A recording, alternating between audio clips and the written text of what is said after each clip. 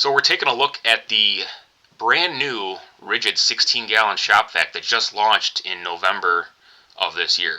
I guess the old model, the 1800, launched in 2019. That's the old manufacturer date, and then the 1900 just launched last month. So here's some of the spec differences, and then I'm going to get into some other considerations and things to take a look at.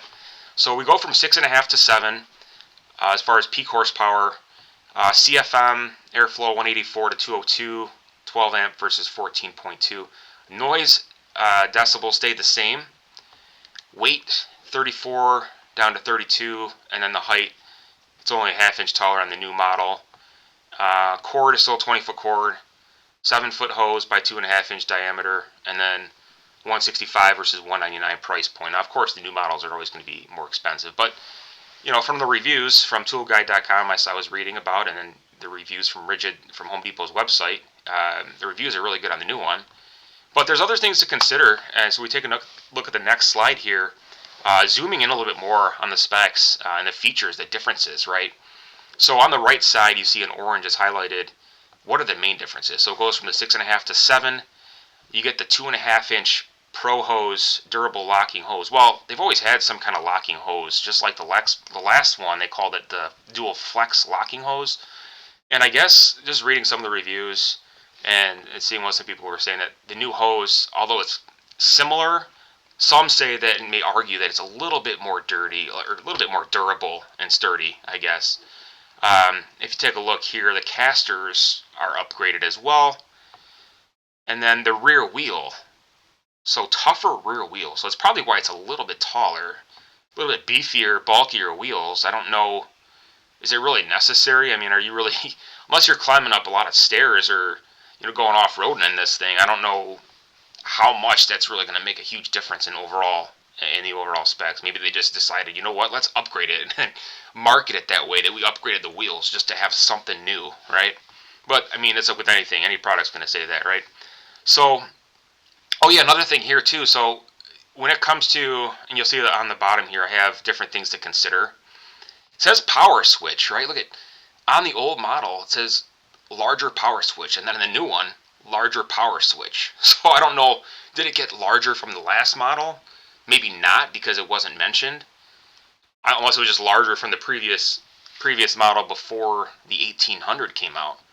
Now, noise level, like I said, the noise level is still the same. 70 to 79 decibels, which is one of the noisier ones on the market, but some people are saying that, hey, it's one of the most highest performing shop vacs out there. So you're going to sacrifice noise versus power, okay? So some people compare it to, you know, the DeWalt. They have a quieter, I can't remember the name of it, but it's a quieter model. It's about 65 decibels of volume. I think that's a little bit smaller of a model too. And then there's a Whisper series, I guess, from shop vacs specifically. So I'll get into that. I'll do another video on those, maybe comparing those specific models. But people were saying too about the horsepower discrepancy. Well, there's different tests on YouTube that actually show you the horsepower on these. So some people are saying there's no way that it puts out 7 horsepower, etc. But I'm sure a lot of them are saying that it's got max horsepower, but they really are lacking. So curious to know what some of those videos are like. Take a look at that at your leisure. Hose diameter, some people were saying that they had different models that were about 1 7/8 inch diameter on the inside of the hose. But these are actually a little bit more true to spec, so I don't know if it was the older model that had issues. A lot of people were saying that it had 2.5 inch connectors, which they claim it was the diameter of the hose. So that's something to take a look at. Someone said that, you know, the filters should be a little bit bigger. They should come with dust covers.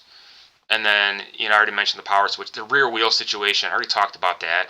Is that really necessary? I don't know. Is it something that's going to make a difference and make somebody want to buy it? Probably not. But hey, it looks, you could say it looks a little bit nicer. I mean, especially the black color. I think the new color looks a little bit nicer. I'll say that too, with the new model.